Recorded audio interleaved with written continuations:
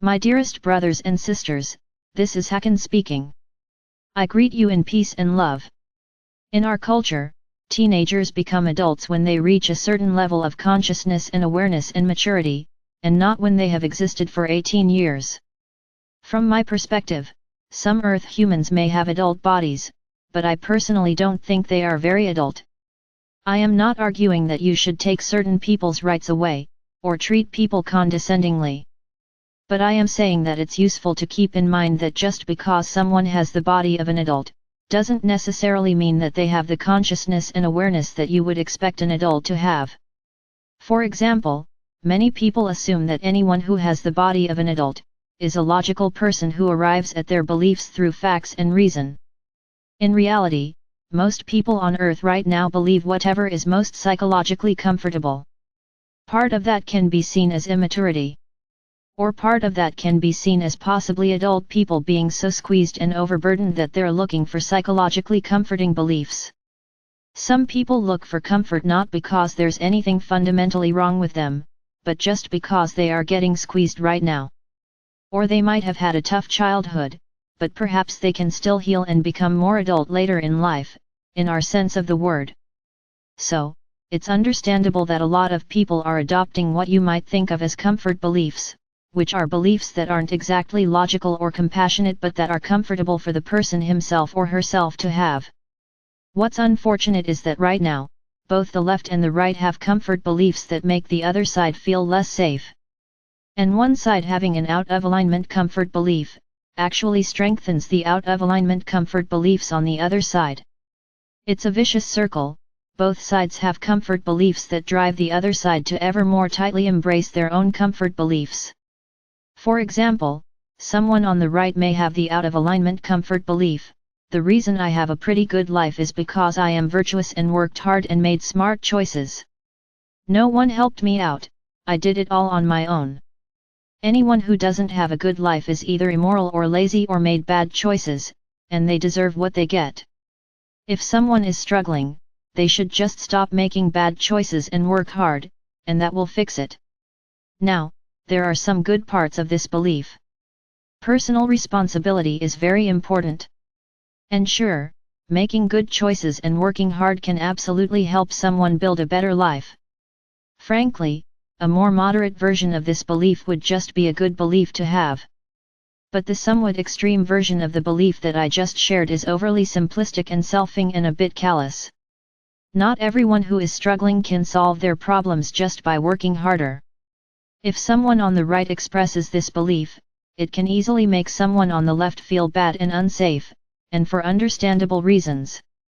It's entirely possible that this struggling left-winger didn't have as much financial support from their family, or is struggling with a health issue that the right-winger doesn't have, etc. Even if the right-winger doesn't have something that's easy to point to as a concrete advantage, the right-winger might just have been born with a higher IQ than average, which is actually a huge inborn advantage in itself. Or the right-winger might have been born into a stable and functional and loving family, which is another huge advantage that not everyone enjoys. If you were born with an above-average IQ into a stable family, then it's easy to think of yourself as having had an average start, but in reality you were luckier than most. Also, older people often don't understand that the younger generations genuinely have it much harder in some ways. Now it's easy to say that the left-winger should just take personal responsibility, and in some cases, that is exactly what the left-winger should do. Personal responsibility is important. However, it's also understandable that if some struggling left-winger sees a successful right-winger express that out-of-alignment comfort belief, that the left-winger will feel psychologically drawn to finding some reason why the right-winger didn't actually work harder, the right-winger was just privileged. Maybe the right-winger has male privilege. Or white privilege.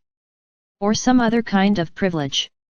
So this occasional right-wing comfort belief of I'm successful purely because I worked hard, if you're struggling then you can solve that by working harder, is actually nudging the left to embrace their own comfort beliefs. Namely, I can't succeed, because I don't have male privilege. Men are so much more privileged than women. I'm a victim. I can't build the life that I want, I'm dependent on the government to get involved and help me.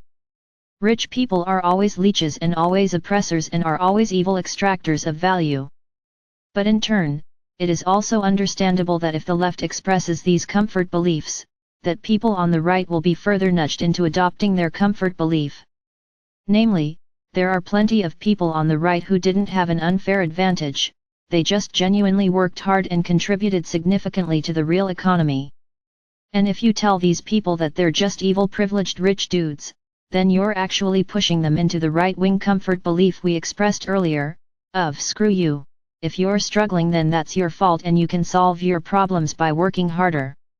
This is not a crazy reaction, because indeed, some people genuinely just need to take personal responsibility and work harder. But then again, if you formulate it in such an extreme way, then you're further driving the left into their own comfort beliefs because clearly some people can't solve their own problems by working harder, and clearly some people actually are more privileged than others. Other than listening to each other, what would also help is if people adopted more reasonable and more nuanced and more moderate forms of these comfort beliefs. Because it genuinely is fine to believe that hard work and personal responsibility is important, it's just good to also be aware that some people were born into a worse situation than you were, and not everyone can solve their problems through working harder. Similarly for the left, yes, some people genuinely were born into more privilege than you were. But that doesn't mean that you are a helpless victim who can't improve your own life. It also doesn't mean that every white person or every man is automatically more privileged than you. Some white people and some men were born into even tougher situations than you were. And not every rich person is automatically evil or a leech or an oppressor. Also, even if you're left-wing or right-wing, that doesn't mean that you should buy into the entire package of left-wing or right-wing ideas without thinking. Try to think for yourself. Neither the left nor the right is completely correct and fair and without flaws, which is why there's such a fierce political war in the first place. In fact, adopting the position that your side is completely right, and becoming a political crusader with that mindset, could be seen as a comfort belief in itself. After all, that too is a somewhat out of alignment position that is nevertheless egoically pleasing, and it gets you appreciation from other political crusaders in your camp. And finally, it's good to do your own inner work, so that you don't feel the need as much to adopt beliefs just because they are psychologically pleasing. Although most people receiving this message are already doing significantly more inner work than the average person on Earth is. So, great job! I very much respect that you are continuing to develop yourself and do your inner work even though Earth is so very challenging right now. You're doing great! I love you, and I wish you a very good week. Your star brother, Hakann for Era of Light.